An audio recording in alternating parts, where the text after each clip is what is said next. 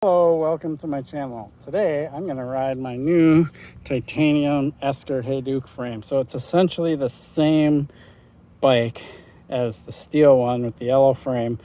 I do believe the rear end is just a little bit shorter than the steel one, so that's going to give it more pop and more lift. I've actually already noticed it. This is not my first ride. I've actually had this up in Cuyuna, but due to the weather and some of the circumstances going on up there, I didn't get a chance to really do a full riding video of this, so I'm doing it here. My favorite trails in Minneapolis, Theodore Wirth, and I'm going to talk a bit about this bike. It is awesome. It's got carbon wheels on it, titanium frame. It is quick, and while I'm riding, I'm going to talk a little bit about weight, because there's people out there that say weight doesn't matter, especially wheel weight and tire weight, and wrong. It absolutely does matter, and I'll explain that while I'm riding the bike. All right, I'm here in the north loop of Theo, riding a little technical section called the dump loop on the Esker Hayduke tie. And this bike is light, and light to today's standards. It is about 27 pounds, and yeah, it might be heavy compared to an XC race bike, but this is not an XC race bike. This is designed for the stuff I just rode, the more aggressive stuff.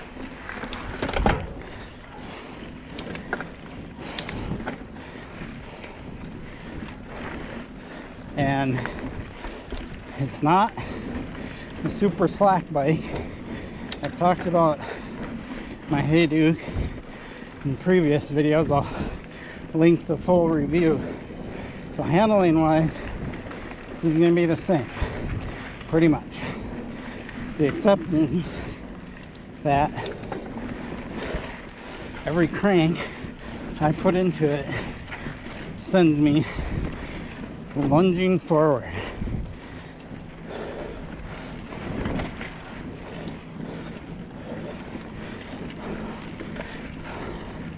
Whew.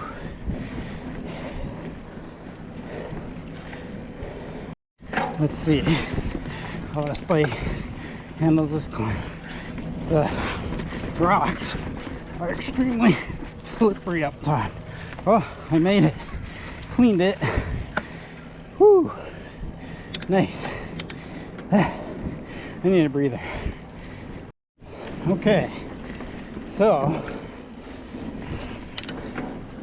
technically, I gotta slow down a tad so I can breathe and talk. Technically, steel and titanium should feel roughly the same as far as compliance and all of that go, because they have similar modulus, and I'm not going to get into all of that, but the difference is titanium is a lot stronger.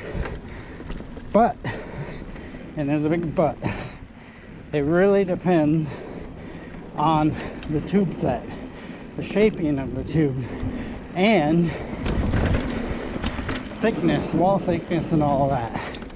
So I noticed right away when I got this frame that although it was about 1.5 pounds, or I think 1.75 pounds lighter than the steel frame, it wasn't what I'm used to feeling in titanium frames, where they're just like super ultra light.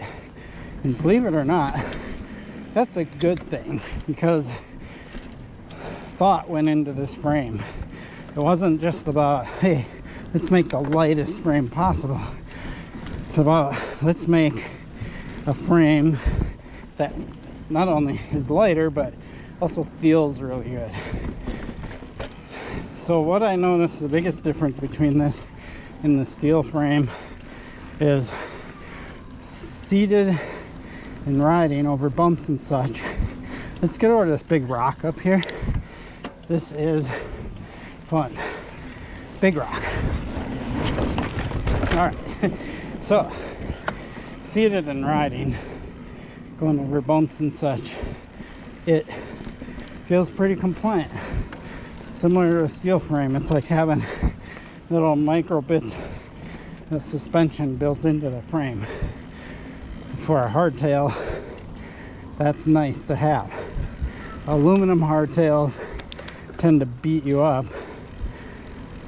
And carbon, depending on how it was woven and designed, could do either, right? But this one, as well as steel, is actually pretty comfortable. You notice it. It's not harsh on the body or anything. But where this is very different than the steel Hayduke is in bottom bracket stiffness. And that matters because when I pedal, the power goes right to the rear. I feel it. Like this bike wants to squirt out from underneath me. It is quick. So super cool that I have this direct power transfer from my legs to the rear wheels. Nothing is lost in suspension. Nothing is lost in frame flex. Well, I shouldn't say nothing, but minimal, because I'm sure there is some, but it's not as much as the steel. And it is pretty awesome. It feels really nice. And I get the added benefit of reduced weight on top of it.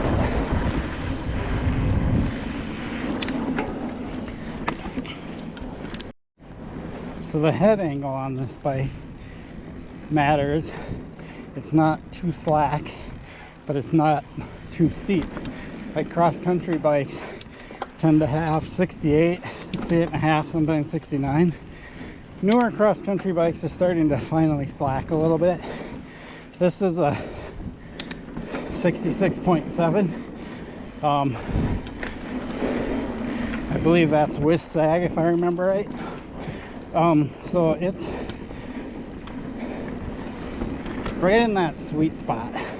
So it controls nicely over things.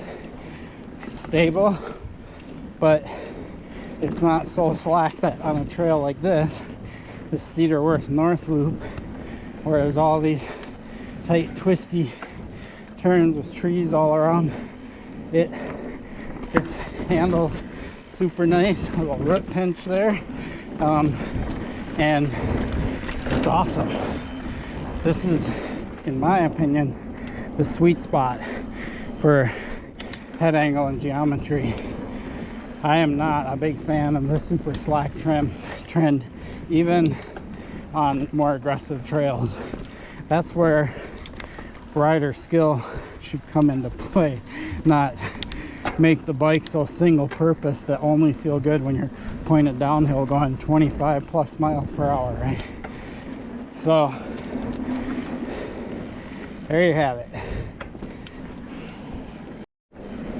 So the geometry on this bike is super playful, and when it comes to jumping, pulling up the front wheel to ride technical stuff, super sweet. Like the front end likes to come up, likes to jump, all that stuff. It is basically a jump bike with gears, to be honest.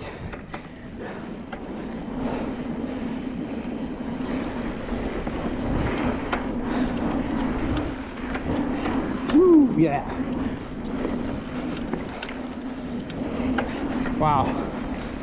It's almost like this bike was born for the Theodore Wirth North Loop. Classic single track trail right here.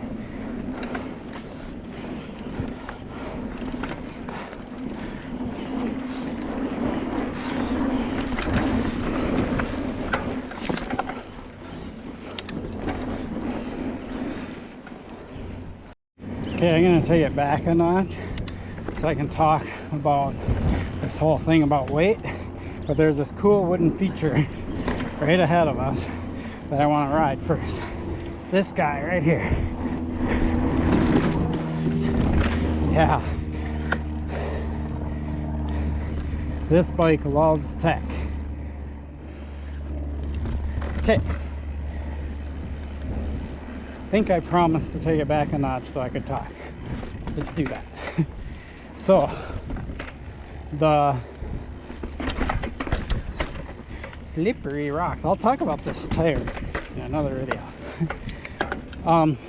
So weight, I am really finicky about tire weight and even rim weight, but tire weight even more so, because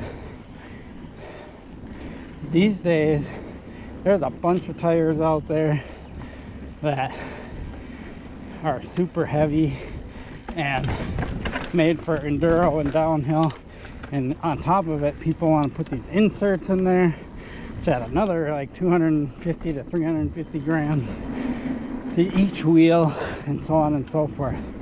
And you know, if all you're trying to do is make something super indestructible and you don't care how much effort you have to put in to get it to go, then more power to you. But I can tell you right now, all these people that are like saying weight doesn't matter, I make comments about it all the time. Why do you want to put 350 gram cush core inserts in your wheel if you're riding stuff like this? Or you're riding most trails, 90% of the trails. You don't need that kind of extra protection if you have the right rim, tire, air pressure, all that stuff. That stuff's important. If you're set up right, you're not going to have all these problems destroying your rims. There are exceptions if you're doing downhill, which is what cush core was designed for, and these super heavy tires are designed for. You're doing gnarly downhill with gnarly rocks. If you've ever seen a downhill race, they just have like freaking jagged rocks all over the place. I'm gonna skip that for now. And so on and so forth. Yeah, by all means, you're going really fast. You're gonna hit these rocks at speed. You're gonna catch air. You might not time your stuff right. You know, I get it. But that's not what most of us are out doing. For riders that do that stuff, by all means, run the heavy tires, beef up your rim protection with cush core and stuff. But don't tell people that wheel weight doesn't matter, weight doesn't matter. That it does matter when it comes to being able to pedal and get what you're putting into the bike out of the bike. When your wheel weight's heavy, it is a lot more work to get your bike moving and keep it moving and climb with and all that stuff. So that's why I run carbon rims now, and I'm running trail rated tires, not enduro or downhill rated tires, because these tires are around 850 to 900 grams for 27.5 by 2.6, which is pretty light, not XC light, but light. And they allow this bike to be a lot more spunkier, quicker acceleration, all of that. And one of the comments I get is, we'll just get stronger. It's like, yeah, but physics is physics. If I get stronger and I have heavy wheels and tires, my added strength is overcoming those, not making me go faster, right?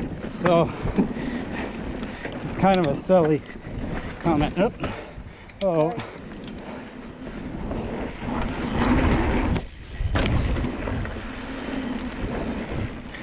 so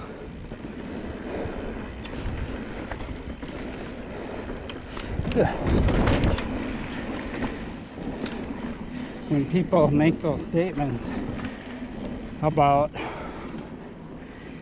saying weight doesn't matter, especially in the wheels, they're coming from it from this like singular perspective and from maybe an enduro bike perspective.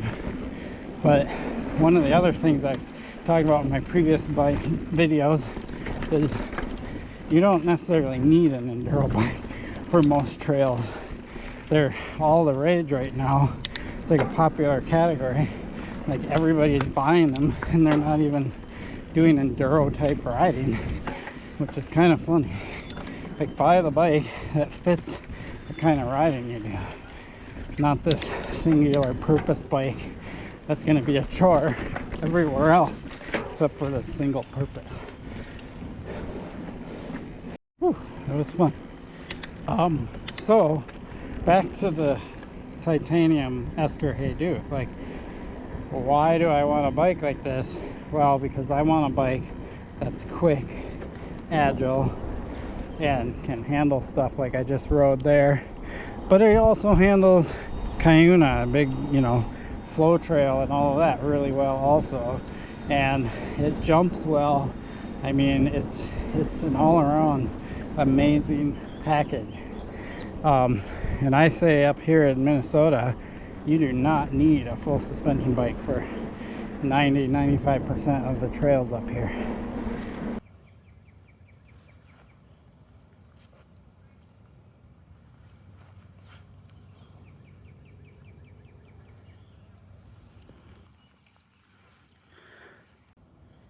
Whew, it's getting hot out here. So there you have it. In conclusion, typical video of mine where I do a lot of random yappity yap. But yes, the titanium frame is amazing. I'm super stoked I got it. I'm gonna have this bike for a long time. So there's two bikes I know in my stable that I am absolutely in love with now. They're gonna stick with me for a long time, and there'll be other bikes I'm switching out all the time. That's gonna be this one and my Surly low side. Like, both of these bikes have hit like this ideal spot of just absolute perfection, to where if I upgrade to something else, it's going to be amazing, because it's going to have to be something that somehow is above and beyond what this bike is, and for my low side, what that is. Like, but I just can't see that happening. Like, what more could you do to make those two bikes better than they already are, right? My Salsa Rustler, I really do love it. So far, it's been my favorite full suspension bike. But that's an area where I might see some newer technology, something else come around that I might get. I don't know. For now, I really like this Rustler, and I plan on keeping that one for a while also. But there'll be some bikes coming through here still. So what I like to do, but this Esker Hayduke hits the sweet spot for me. I love how it rides. It makes somebody like me, who grew up riding, racing, BMX, and doing freestyle tricks and jumping and stuff, just absolutely love mountain biking. Like, so for so many years, mountain biking and mountain bikes has just been kind of an awkward thing, especially for me who comes from BMX. But we're finally to this point where it's like the geometry, the way the bike's laid out, the design, the handling, just the way it rides, everything. It jumps, it does everything I absolutely could want out of a mountain bike. And I know I'm like making this like super statement about it, but it's the truth. It's how I feel right now about this. And it's been many years coming. So there we go. I really appreciate your support from my channel. Please like and subscribe. Peace.